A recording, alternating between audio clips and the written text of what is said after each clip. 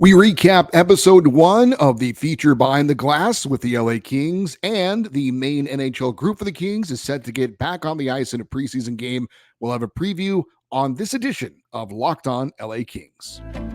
You are Locked On Kings, your daily podcast on the Los Angeles Kings, part of the Locked On Podcast Network, your team every day.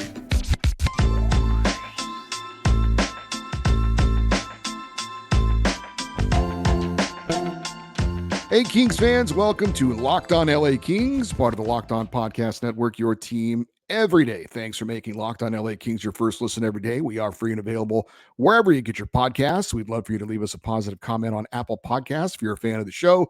And we're also on YouTube, but please like and subscribe if you're enjoying this content. I'm Eddie Garcia, your host of Locked On LA Kings. I've worked in sports media for the past 30 years, 20 plus years at the Fox Sports Radio Network.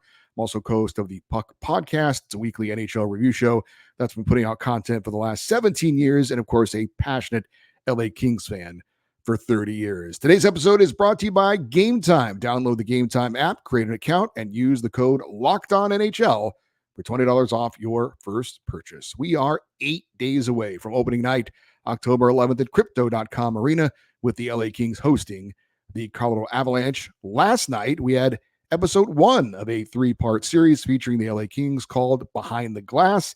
If you missed it, we're going to recap it and talk about it. And if you watched it, we'll discuss what we saw. First off, just very cool to see the Los Angeles Kings featured in a production like this. If you're an NFL fan, this is very similar to Hard Knocks, the long-running behind-the-scenes documentary that features one NFL team every year during training camp in the preseason. And this, is essentially the same thing, but featuring a hockey team. And this season, it is the Los Angeles Kings. It was, just cool watching the production values, really high quality, seeing some familiar sights and settings of the Los Angeles area and, the freeway signs and stuff like that. The show started off with a feature that involved Kings president and Hall of Famer Luc Robitaille. Luc making some comments, and he was driving into the practice facility. And I got to say, Luc has really embraced the silver fox look. He went gray pretty fast. I remember the first time I saw him, I was like, wow, that Luc has gotten old really fast. I don't know. He says he hasn't gotten any older than anybody else, but he went gray quick, and he seems to have embraced it.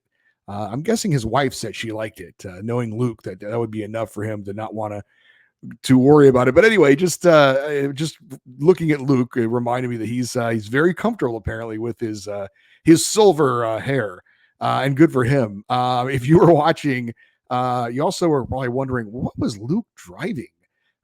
He wasn't driving a sports car or anything. He had like a luxury camper or something that he was driving into the Toyota Sports Performance Center there in El Segundo, where the Kings have their headquarters and where the Kings obviously practice and they're having their training camp and so on and so forth. So very interesting to see Luc driving this big vehicle.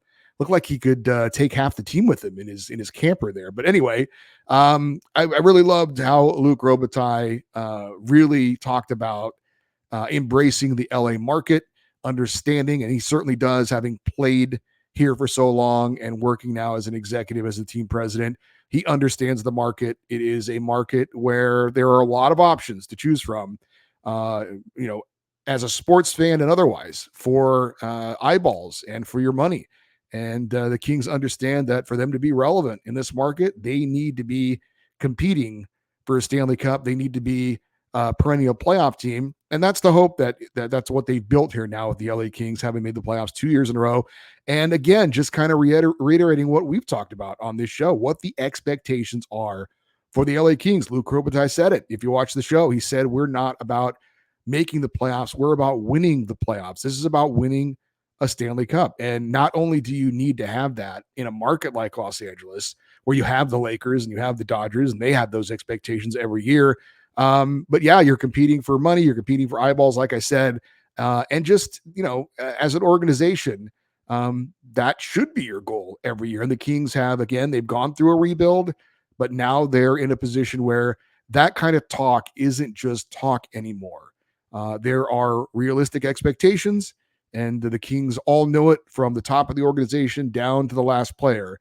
Everybody knows, and the fans, we know what's expected this year and what's going to make a good season or not for the LA Kings. That's getting into the playoffs again. That's expected, and advancing into the playoffs. It's time to take the next step. And we just saw and heard a little bit more about that in the opening moments of this show.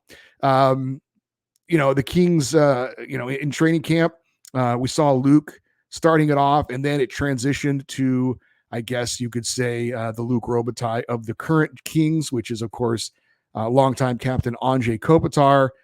We saw Kopi with his family, and my goodness, he is spending a lot of time at the ice rink. Obviously, he has his obligations with the LA Kings, both practice and training and things like that. But if you watch the show, his young son and daughter are both on the ice a lot as well. His son is playing hockey, and his daughter is a figure skater. So he's spending hours and hours and hours, days and days a week at the Toyota Sports Center with his family. Literally, that place is Anze Kopitar's home away from home. And I talked about this a little bit when Dustin Brown had his celebration of his career, when his jersey was retired and the statue was unveiled. It has been very cool if you're a fan like me, who has been a fan of the Kings for a while, to see guys like Dustin Brown and now Anze Kopitar literally grow up in front of our eyes, coming in as teenagers and very young men, and seeing them obviously mature into husbands and very much veteran NHL players, taking the torch from the players that came before them. And I remember at the time I was dating my not yet wife, and we went to a Kings practice, and I was trying to get her into hockey, and thankfully she was open-minded about it and has become a Kings fan. And I remember telling her, look at this rookie. He's from Slovenia. There's never been a player in the NHL from Slovenia, but he's supposed to be really good. And I remember we were watching him practice, and we're like, oh yeah, this guy's a good player. So very cool to see Kopi, future Hall of Famer, and now a dad with his kids, and seeing him here in the later stages of his career, but still certainly a very, very important player for the Los Angeles Kings. So we featured Kopi a little bit. There was a real brief little feature on Pierre Dubois being the new guy on the team. Mostly it was about him being excited to live in LA. It was pretty obvious he enjoyed being in Los Angeles, coming over from Winnipeg, and before that Columbus.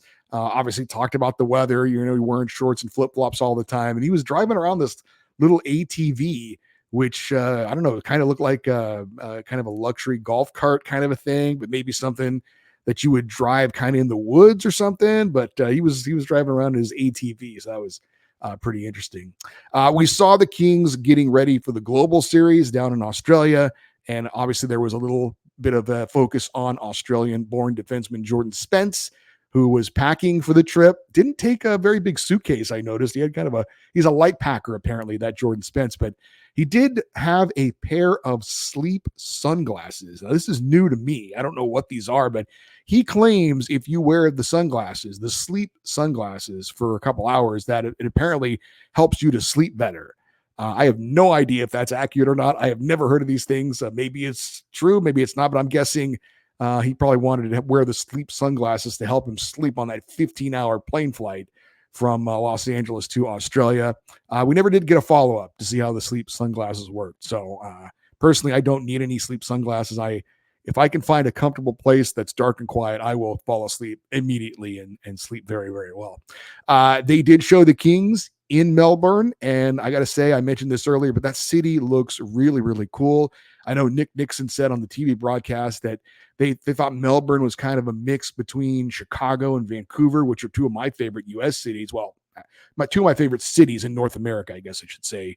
I have been to Australia. I did not get to go to Melbourne. We were in Sydney for several days, and I really, really enjoyed it. And I would highly recommend visiting Australia if you can. And Melbourne looks like a really cool place. It was pretty clear. Head coach Todd McClellan talked about it, that whatever issues the Kings may have in a little bit of a hangover from their training camp not being traditionally what it normally is because of this trip and, the long flight taking maybe a toll a little bit on the bodies of the players that it was all worth it because it's a once in a lifetime experience, and the team building that goes along with it. I think that is a real thing. I don't think that's just trying to turn something into a positive. I think that is a positive. The players being together, even on the plane, hanging out, doing some sightseeing, doing some team bonding things, going to an AFL game, an Australian rules football game, and experiencing that as a group together and doing things like that. I really think that that's a nice way to start off the season. There are pluses and minuses about that trip, but I think there's more pluses than minuses on that trip. We did see Drew Doughty playing some tennis against an Australian pro who I have never heard of. Of course, the game itself was played at Rod Laver Arena, the home of the Australian Open tennis event. And Drew apparently was a very passionate tennis player at one time, which I did not know. He did ask the tennis pro to fire a few legitimate serves his way, and as you would expect, he didn't fare too well against a real pro. Well, he got his racket on it, so it's better than I would have done, that's for sure. We did have the highlights of the two games for the LA Kings against the Arizona Coyotes, and I'm not surprised by this at all, but it is a little different because dealing with head coach Todd McClellan as a media member, he's usually a pretty even-tempered, calm guy. He, doesn't get too up or down. Every once in a while he'll be maybe upset about the way the Kings played, and you can sense it, but he's never really disrespectful to the media or anything. It was just a little bit jarring to hear him. Well, we didn't really hear him, but he was bleeped out a lot. Todd McClellan has quite a potty mouth when it comes to talking to the Kings, especially in between periods, and a lot of coaches do. It's language to get guys' attention and things like that. But he's got some very colorful language, and he's a pretty good communicator, I would say, to the LA Kings. We heard a little Drew Doughty trash talk on the ice. That was certainly to be expected. But all in all, I thought a very fun watch. If you're a Kings fan, part one of Breaking the Glass was cool. It was nothing unexpected or super revealing necessarily, but again, just cool to see one of my favorite teams involved in a really high production behind the scenes type of a special. Looking forward to part two next Monday and getting to talk about it on next Tuesday's show. They did tease that on part two, we would get more of a focus on Adrian Kempe and also the Kings goaltenders as well. So that'll be coming up. Part two, Breaking the Glass, featuring the Los Angeles Kings. Coming up next, the Kings' top NHL players that we saw featured in Australia are ready to retake the ice. We'll get into that more in just a minute here on Locked On LA Kings, your team every day. You shouldn't have to worry when you're buying tickets to your next big event. Game Time is the fast and easy way to buy tickets for all the sports, music, comedy, and theater events near you with killer last-minute deals, all-in prices, views from your seat, and their best price guarantee. Game Time takes the guesswork out of buying tickets. I'm going to New York for the first time in my life next month, and I use the Game Time app to buy tickets to see a New York Rangers game at Madison Square Garden. It was super easy, and I got a great price. Take the guesswork out of buying tickets with Game Time. Download the Game Time app, create an account, and use the code LOCKEDONNHL for $20 off your first purchase. Terms apply. Again, create an account and redeem the code LOCKEDONNHL, LOCKEDON NHL for $20 off. Game Time. Use it today. Last minute tickets, lowest prices guaranteed. The LA Kings play the Anaheim Ducks tonight, 7 p.m. Pacific at Crypto.com Arena. You can catch every second of the Kings' hometown broadcast with SiriusXM on the SXM app. Just search LA Kings, and that's all season long on SiriusXM. So the Kings, as I mentioned, are playing tonight against the Anaheim Ducks. It's the first home preseason game for the LA Kings after letting their players recover from the Australia trip. We saw mostly over the last three preseason games the AHL prospect heavy lineup for the Kings. That is not going to be the case for tonight's game. Going into tonight's game, we've got three preseason games left, and it's time now to kind of ramp it up as far as seeing what we've got from an NHL roster standpoint and getting these guys ready for the start of the regular season. They've come back, they've rested a bit, and now it's time to kind of ramp things up. As far as the lineup that we're going to see against the Anaheim Ducks tonight, it could very well be the opening lineup we see against the Colorado Avalanche coming up on October 11th. The number 1 line, Anze Kopitar, Adrian Kempe, Quentin Byfield. The number 2 line, Philip Deneau, Victor Arvidsson, Trevor Moore. The number 3 line, PL Dubois, Kevin Fiala, and Arthur Kaliev. And the 4th line of Blake Lizotte, Trevor Lewis, and Carl Grundstrom. The defensive pairs, Drew Doughty and Mikey Anderson, Matt Roy and Vladislav Gavrikov, and Andreas England and Jordan Spence. They get the first crack on that third pairing. And again, that could be what we see to start opening night. The goalies, Cam Talbot getting the start, and Phoenix Copley serving as the backup. So I'm going to be focusing on watching the England-Spence combo on that defensive third pairing. So far, I think both have been very solid in training camp and in preseason. England and Spence could very well again be that third pairing to start the season. So we'll get a little bit of a look tonight to see how they play individually and as a duo. But I feel pretty good if that is the opening night pairing on the third side, on the third line, third pairing. That's a pretty solid pairing. I'm very interested to see how that goes going forward, and we'll watch them very closely tonight. Obviously, also going to focus on Cam Talbot in net as he looks for a second strong outing with the Kings, looking to lay claim to the number 1 goalie spot, or at least the 1A goalie spot in net for the Kings this season. And we will very much be focusing on the Kings penalty kill. Now, the first 2 games against the Coyotes in Australia, talked about it, we watched it, but there wasn't much to see, and it didn't look very different. And there's a fair reason for that. The Kings hadn't had much practice time before they had to embark on this trip. So they've been back now in LA for a few days.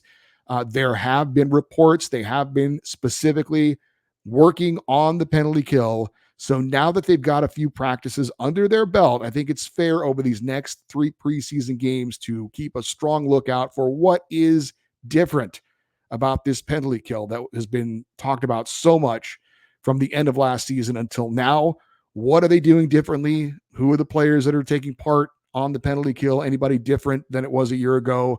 What are we seeing that's better? What are we seeing that's different? The penalty kill was ranked 24th out of 32 teams last season for the LA Kings. That's got to be a lot better this year. If it is, and the Kings power play can stay where it is, 5-on-5, they look strong, they would go a long way in helping the Kings to get ultimately where they want to be, as we've said, back in the playoffs and advancing. So really going to be focusing on the Kings penalty kill coming up tonight. And of course, that means they probably won't take any penalties. So it'll be a clean penalty game for the LA Kings. Also, what other observations pop out? We'll certainly be talking about it on Thursday's show. But again, those are the keys that are going to be focusing on tonight. That third pairing on defense, Andreas England and Jordan Spence.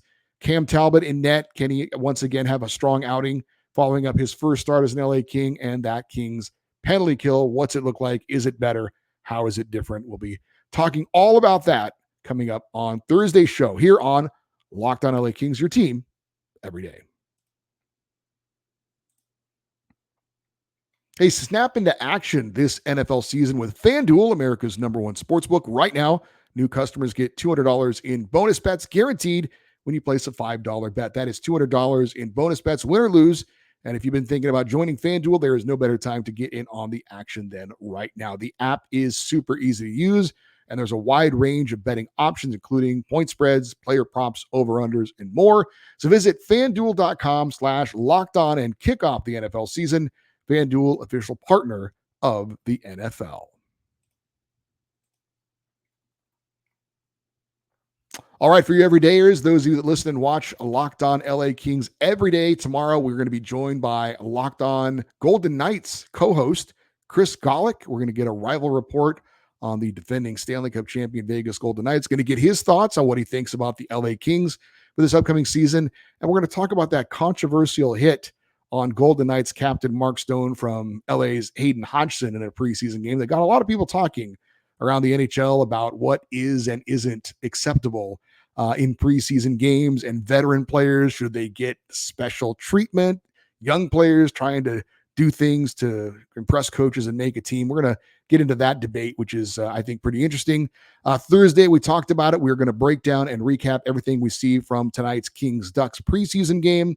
And then coming up on Friday, of course, it is the traditional LA Kings fan feedback show.